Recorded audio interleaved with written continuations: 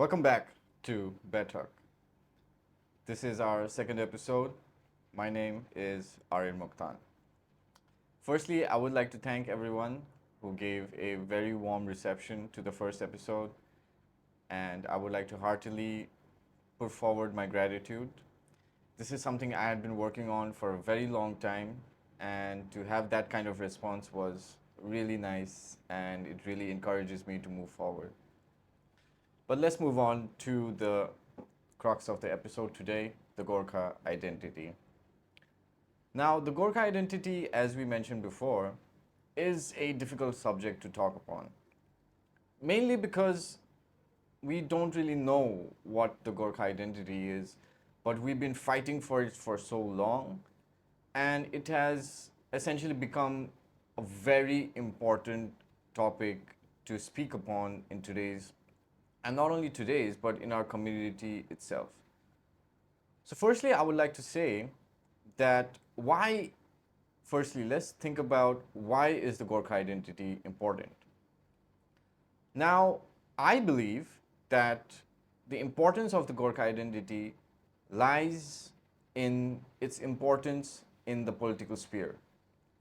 Now, a lot of our political movements have been focused on the Gorkha identity, and it hits a nerve within the community which makes everyone very ramped up and prepared to do anything.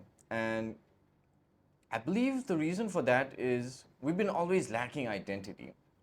Ever since the 1800s, when our community moved from Nepal into India and we started living in these communities in India, where we were essentially soldiers for firstly the British Army and now the Indian Army, and we were farmers working in the British established tea gardens.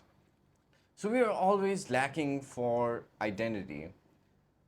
Our hometown, our home country, Nepal, had sort of sacrificed us, had sort of berated us as social pariahs.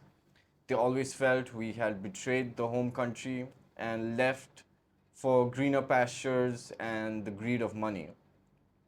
And maybe that some of that part was true, but some of that part was also about moving on and creating a new identity for ourselves.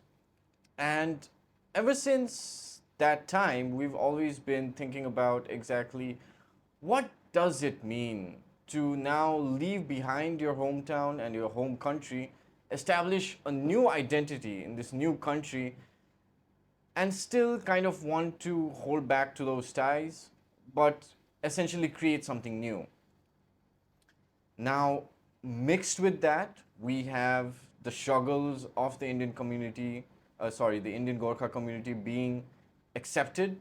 A lot of racism also used to happen and still happens to a certain extent today itself. And that also created a sort of tension between Indian communities and the Gorkha communities, which led to further questions about identity, about what exactly are we. And with the migrations of people away from the centers of Gorkha communities, as we moved on and started interacting with more communities, the more important it became for us to have something to identify with. Because as long as you're staying within the community, the question of identity does not really arise a lot, because you're like, yes, we are all just part of this community, and it does not really matter what this community exactly identifies at. But when you start interacting with other communities, then you find the need. Because when our people go outside and work, when our people go outside and study, and when our people come to these big cities and study, and people ask them, where are you from? Our first question answers lie in secondary states. We're either from Sikkim, or we're either from Bengal, or we're either from Assam, or we're either from Himachal. And then the question lies, are you an Assamese? Are you a Sikkimese? Are you a Bengali? Are you a Himachali person? And more or less the answer is always no. And then the next question that we give is, so what exactly are you? And then the next answer that we give is, we are Nepalis. And then it again ties back to, oh, so you're from Nepal, so you're not an Indian, so you're from the country of Nepal. And then lies this big question about, and this big debate or discussion ensues where we have to describe exactly how our history was, how we're technically Indians, but we are technically Nepalis as well. And this always creates a big mess for any member of the Gorkha community. And this was felt. This was felt to a large extent by a lot of our community members. And that's the reason why the need for a separate state also ensued, and essentially the need for a Gorkha identity. Now, that is more or less the outside perspective of it. Let's look at the inner perspective of it as well. Of course, it's important that for a combined identity to be shown outside, but it is also very important for a combined identity to be shown inside. Because, of course, Gorkhas are made up of almost 70 different tribes. And a lot of them have very different cultures, very different traditions. And it becomes quite difficult for them to cohesively act as one unit. And a lot of the times people have exploited this to basically set us against each other so that we can't arise as one and fight against powers that be. But if we want to have that sense of oneness, if we want to have that sense of unity, we need to have something to rally behind. We need to have an identity to rally behind. And I believe that the first step that we can take for this would be to create a separate language. Now, I am a student of linguistics, and linguists always believe that the creation of a new language is a socio-political phenomenon. It is not a linguistic phenomenon. Most of the time, when a new language is created, it's because the society demands a new language, not because a language develops so different from its parent language that the creation of a new language was necessary. No, most of the time, what happens is that a society separates from its parent community so much that they start identifying themselves as different. And the first step in creating that separate identity is creating a new language. Now, this was seen in German, where Austrians essentially moved away, created their own language, and created their own culture. It was seen with the Swiss people who moved away, started creating new standards or centers of language, of the same German language. Now, I believe that the Indian Gorkha community needs to do something similar if we want to start creating the foundation and the basics of our identity. Now, the Gorkha language has a very interesting history, especially within India. It was the language spoken by our people, and it's normally used as a lingua franca. Now, most of the Gorkha community members actually have a different language which they speak, which they used to speak, or which they identify with. But Gorkha Nepali is always the unifying factor, or what is known in linguistics as a lingua franca, a language which is used by different communities who speak different languages to communicate with each other. Now, I myself come from the Tamil community, and we have our own language. Similarly, there are other languages which basically are completely different from one another. Mine is a Sino-Tibetan language. There are Dravidian languages, there are Kiratan languages, and a lot of this creates a sort of friction. But Gorkha Nepali, being a lingua franca, a language known by all, was the unifying factor. And over the years, it developed and started taking elements from each of these different languages and started becoming its own language. That is why the development of the Indian Gorkha Nepali was so different from the development of Nepal's Nepali, because Nepal was quite a large country, and so the amalgamation from different languages was much more slower. And again, there was also the factor of Nepal being a Hindu state for quite a long period of time, and also it's having um, literary languages as Bhojpuri and Nepali.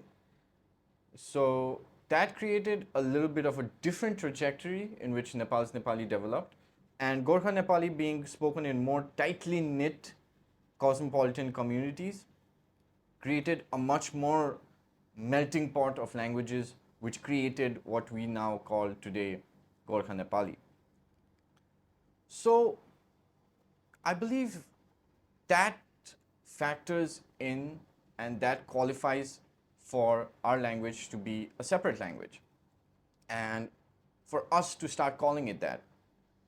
Now, the Nepali Sahitya Sammelan, along with a big support from the Sahitya Academy, was successful in creating this language and establishing this language as one of the official languages of India. So we need not worry about that part. But now we need to own it. And now we need to essentially separate it and create our identity on those foundations. Now, that will be the main facets of the identity. But there are a lot of other facets as well. Let us sit down and think about it exactly.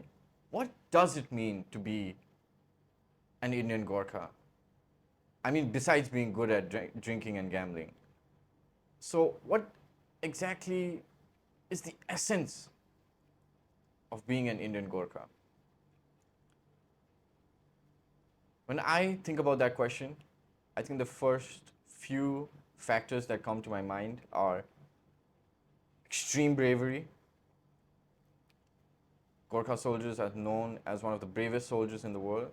Sam Manekshaw, Field Marshal, himself said that if a man is not afraid of dying, he's either lying or he is a Gorkha. And I think that is one of our biggest factors. The second is we are a very creative bunch. We really excel in the arts. We are very creative. We're very good in music. We're very good with art and literature as well. So I think that also proves to be a very important facet. And of course, we enjoy our drink, we enjoy our parties, and that factor is always there, which I feel needs to be there as well, because a community just can't be serious, and a community needs to have its share of fun as well. And I feel with all that my community has gone through, we deserve that. Aside from that, if we look at the more modern generations of Indian Gorkhas, I feel that with its profound Western influence, we've been able to collect three new important facets. First is commercialism. Our generations has created Indian Gorkhas to be very commercial and very materialistic to a certain extent. Material wealth has become very important, and it's become a bit showy, I would say. Brands are the new craze.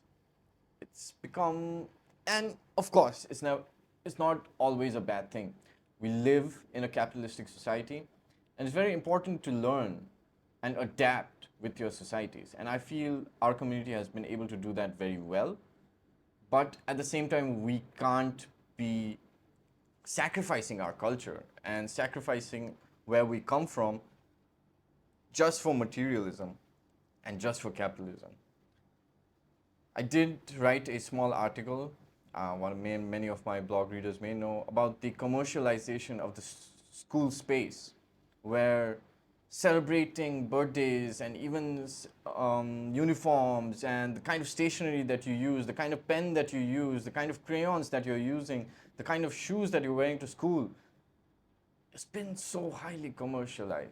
And if you're not using the most expensive pens, you're socially ostracized. If you're not giving the best sweets at your birthday, you're being socially ostracized. And of course, that's not a bad thing. That's where it strays too much to one side. And of course, we need to be balanced. We need to accept that materialism and capitalism has become an important part of our identity and an important part of society itself that we live in.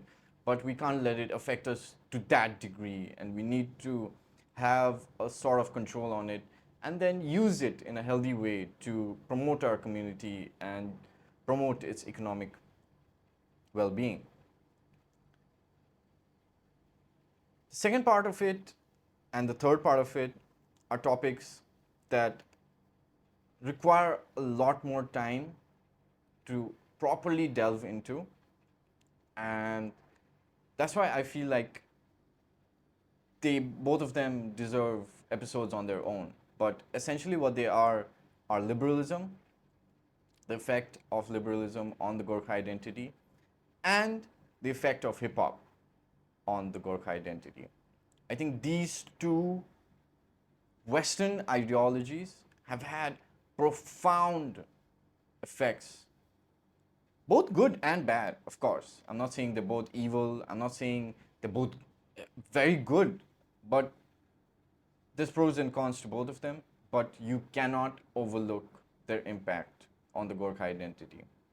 And I feel that is a discussion for the next episode. And of course, I'll be preparing that. Again, I thank you all so much for watching and listening. Until the next episode, Godspeed. And I would like to remind you, this is a two-way conversation. It's not just me speaking. I want to hear your genuine thoughts on this as well. So please do write your thoughts in the comment section.